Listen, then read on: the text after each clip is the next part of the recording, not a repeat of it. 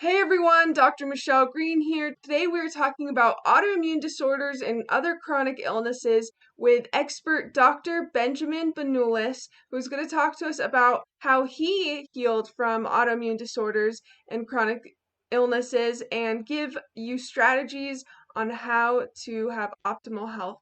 Let's get started. Welcome to the Enhance Your Health podcast. I'm your host, Dr. Michelle Green, and you can join us each week where you will learn practical ways to enhance your overall health, physical and mental, along with special guest episodes from experts around the world. New episodes out each week on Mondays at 5 p.m. Pacific Standard Time for tips and action steps so that you can become the master of your health and life. And remember, this podcast is for educational and informational purposes only.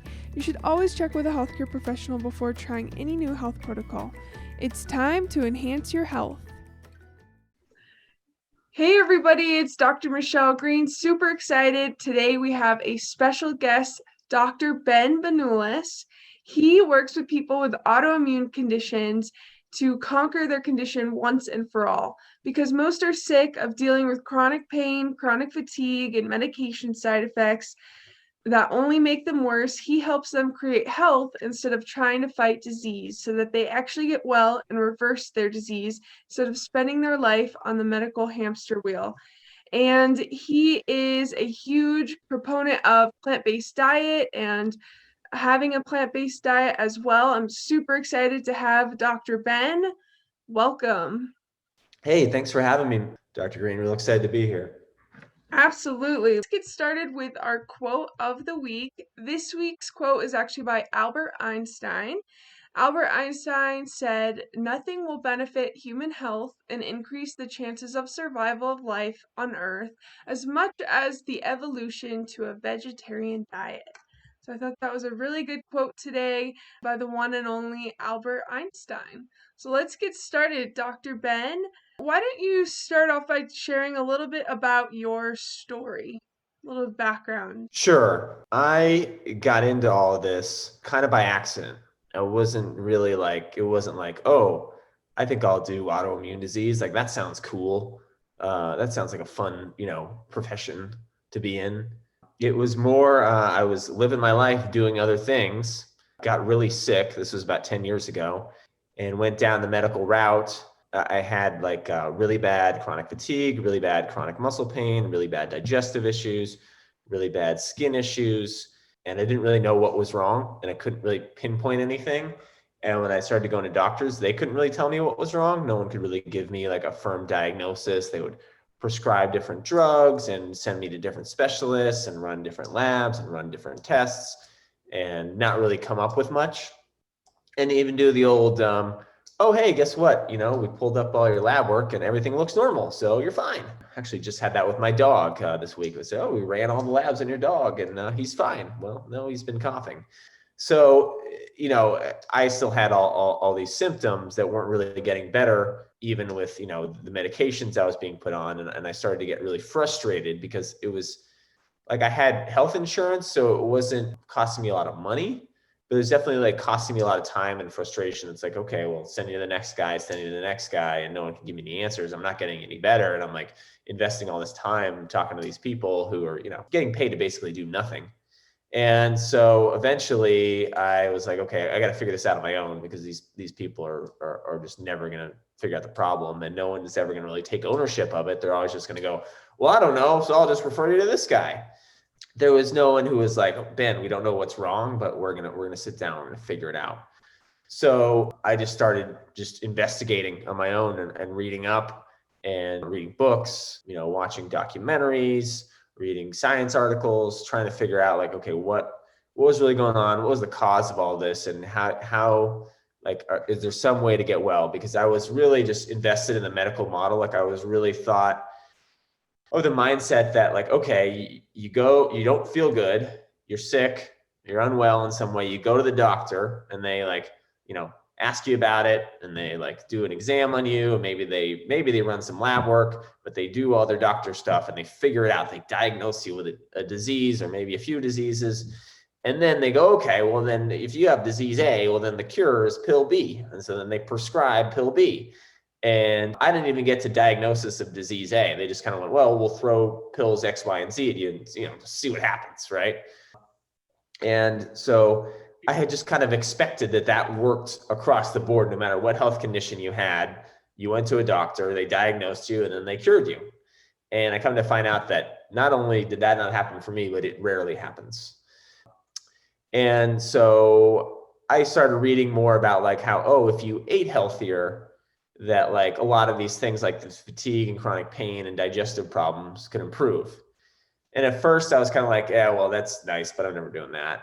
But it kind of made sense then. So it's like, well, maybe my stomach hurts all the time because of stuff I'm actually putting inside of the stomach, which, as you know, a lot of medical doctors will say, oh, well, that has nothing to do with it. Even gastroenterologists will say like, oh yeah, you're having stomach issues or intestinal issues. Well, it's just bad luck. It's just genes. It's just whatever. It has nothing to do with the food you're putting inside of, your digestive system. That couldn't possibly be what.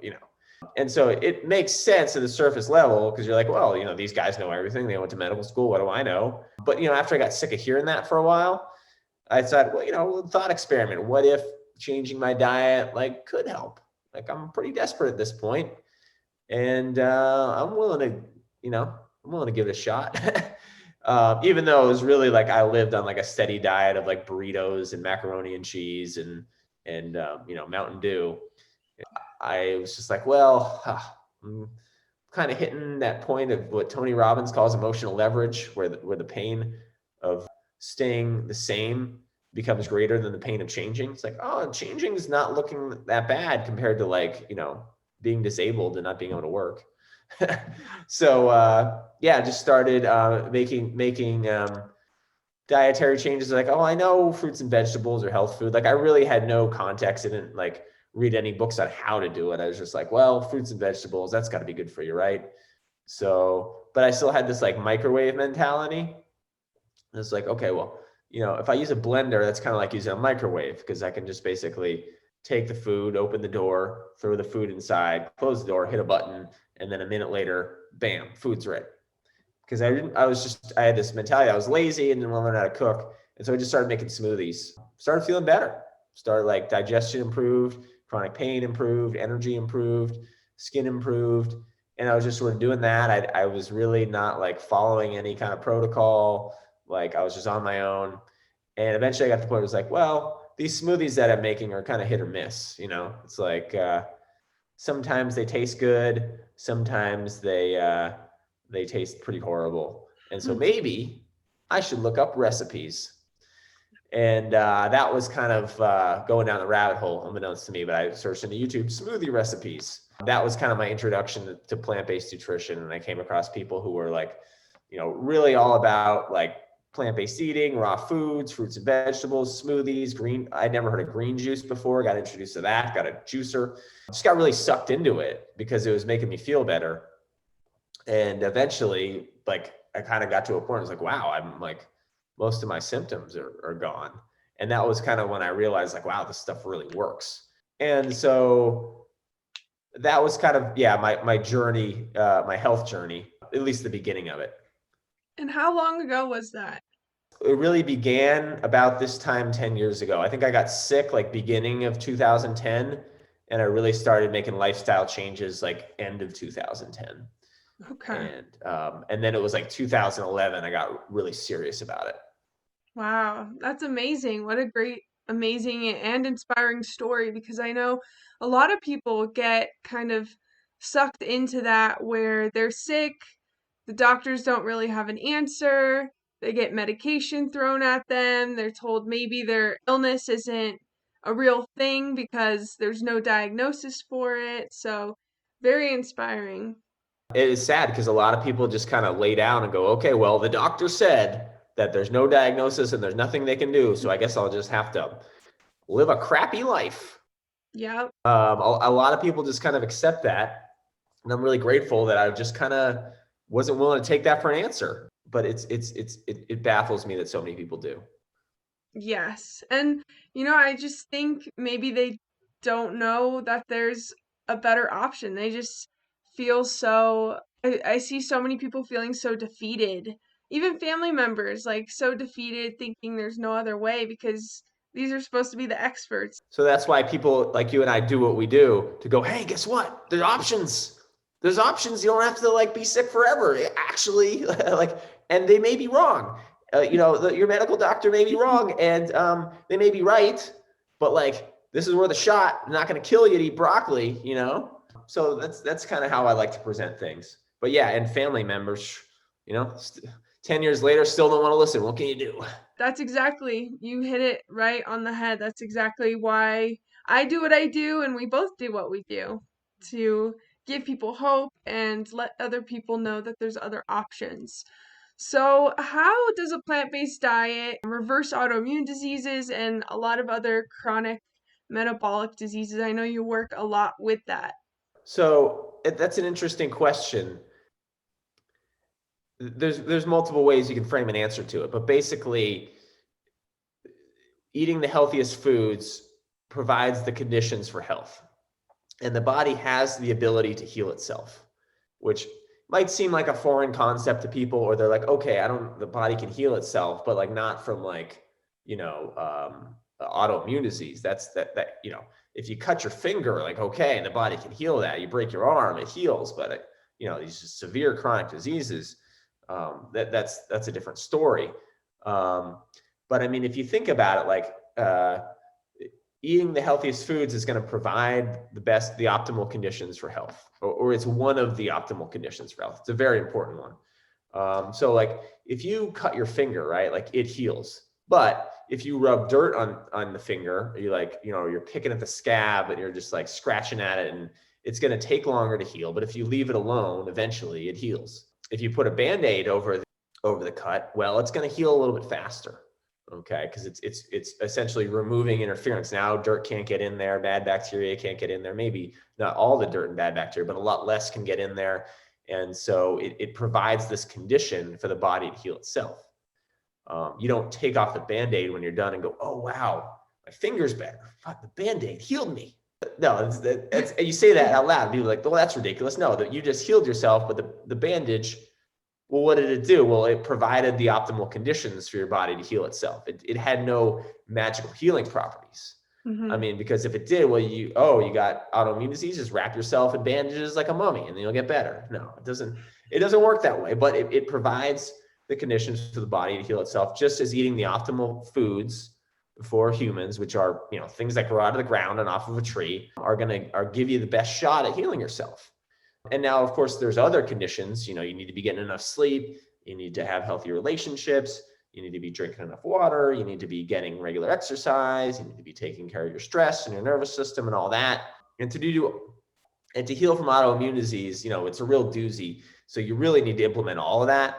But in general, that's sort of the strategy. It's not that the bananas or the kale or any of that heals you.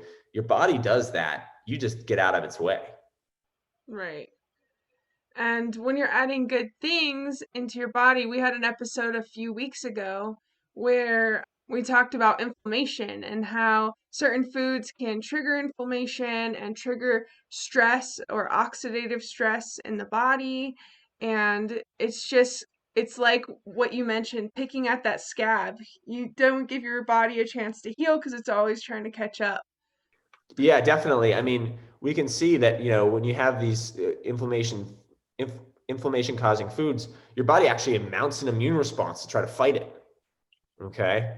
And so like, you'll see that people who eat a plant-based diet usually have a lower white blood cell count because their immune system's not constantly like in defense mode. And so if the immune system's constantly having to work, if the body's constantly having to fight all these things that are coming at it, well, that's less work it can do to heal you. And, as chiropractors, we tell people, like, if your body's in defense mode, like, it's not in healing mode. It can do one or the other, but it can't do both. It's good at both. But like, if you want to heal, you got to get out of defense. Right. That survive versus thrive. Yeah. Somebody wanting to go plant-based or start off kind of eating these foods that help them heal, what advice would you give them? I would give them the advice to not worry about labels. Like, am I going to be plant-based? Am I going to be, vegan? Am I going to be a raw vegan? Am I like all these names or things they could put on themselves or how they're eating? Just try to incorporate more plant foods in your diet. Just try to incorporate more of the good stuff. And just as a natural consequence of that, you'll be eating less of the bad stuff. And some people are like, to jump right into the deep end and just want to go completely plant-based and cut out, all animal products and processed foods and stuff like that. Awesome. But a lot of people aren't. And so my advice is just, include these things, because with every season, there's new fruits and like produce that are constantly coming out. There's constantly new things to try. I mean, I don't know how many people listening have ever had a pomegranate or a persimmon or a fresh date. Those are in season right now. So it's more about inclusion than exclusion. Because if you go into this mindset of like, well, I can't eat dairy and I can't eat, meat, and I'm never going to have eggs again. And what about gluten? Here are all the things I can't eat. And then they're not even thinking about like what they can be eating instead, or all the things they can include. They just sort of see their existing diet with a lot less stuff in it. And it starts to sound like really untempting, but it's like, no, there's probably 300 foods you've never tried that you can include that will be really fun. So way more about inclusion than exclusion. If you get that, that's the most important thing. I love that. I see a lot of people getting overwhelmed, like, I could never be vegan or go plant-based, or I could never do that lifestyle. But when you break it down, and I tell my clients all the time, like, if you just add in more food, I love what you said, add in more good food, you'll have less room for the bad food. So I think that makes it a lot more manageable for people so they don't have to stick to trying to cut out all these things and not even knowing how to replace them or get the right nutrition in that way. Yeah, I agree. And it's funny because that's what I did 10 years ago. And I didn't even know I was doing that. I was just like, ugh, these fruits and vegetables, like I kind of got to eat more of them. I had no plans to like, you know, become a plant-based or vegan or become a doctor or like do any of the stuff I'm doing. I just wanted to feel better. Like I just wanted to get well. And I didn't even know if it would work. It was just like nothing else has worked. Shooting for the moon here, just throwing this in, and it worked. And I feel like it's kind of funny. I just backdoored into it all, but that approach was like really inviting. And when I look back on that period of time in my life, all this like novelty and new things, and I was trying all these new foods and really liking them, and making smoothies and making juices, and it was just sort of this positive change that I really enjoyed. And I had no destination at the time other than to feel better. And I Hmm. didn't even think that I would would the disease, quote unquote disease, totally go away. I don't know. I just want to feel better. So I think if you go that route of just like including more stuff and not really having expectations and just having it be fun, I think that's usually the easiest way to do it. Hmm. And there are, like you mentioned, so many recipes online for smoothies, delicious smoothies. Sometimes smoothies to me taste like dessert or ice cream or better than that. And it's just fruits and vegetables. So it can really be fun and tasty and so good for your health. You mentioned seasonal, the some fruits that are in season. Do you recommend and tell people to eat foods that are in season more so? Yeah, definitely. I think there's a lot of advantages to that. Maybe eating in season sounds kind of snobby, like, oh, I don't eat mangoes right now because it's November or December. Ooh. But like really, if you go to the store right now in December and you get mangoes, they're gonna be like hothouse grown in Ecuador, and they're gonna be horrible. They're not gonna taste good, and they're gonna be expensive. But if you get them in August when they're like grown in Oaxaca, Mexico, and they're just like primo and taste really good and are abundant and cheap, well, that's going to be a lot better. So it's less expensive. It tastes better. That's probably the main thing. I mean, if you want to do this, like the food's got to taste good. It's not like you and I are sitting around going, oh, vegan food again today. God damn it. We love it. We enjoy it. I wouldn't ever go back. So it's going to taste better. It's going to be more affordable. It's going to be easier to get, and it's going to be more nutritious. So it's kind of a win all around. And if you're not sure of like what's in season, you can look that up on the internet. I have a free guide that we can put a link to. It's called the Autoimmune Recovery Blueprint, and I have like the fruit seasonality, so you kind of know what's in season when. And of course, if you're in the Southern hemisphere, it's summer right now and it's totally different, but you can just kind of flip that around. So yeah, definitely a big fan of eating with the seasons, just because it's easy and it's tasty and it's the least expensive way to do it too. Great. I love that. And how does the nervous system play a vital role in autoimmunity and other chronic health conditions? I know you, being a chiropractor, and myself, we work a lot with the nervous system. How would you say that plays a role? That's a good question that it doesn't really get asked enough. So I appreciate you asking that.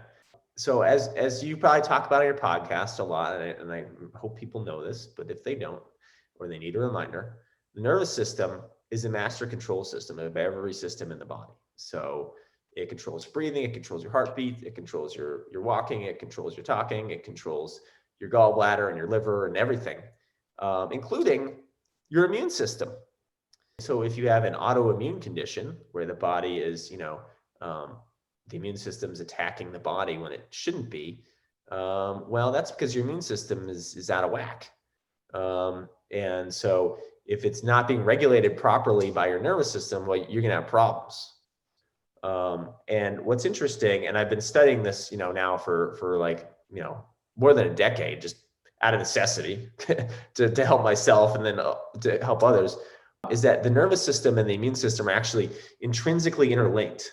It's very fascinating that there's even some biochemists who call it a neuroimmune system, because they're so interrelated that literally you have instances where white blood cells can turn into neurons and neurons can turn into white blood cells. So an immune cell can turn into a neuron, and a neuron can turn into an immune cell. I mean, it's like they're almost interchangeable. So if one's not working right, the other one's probably not working right either.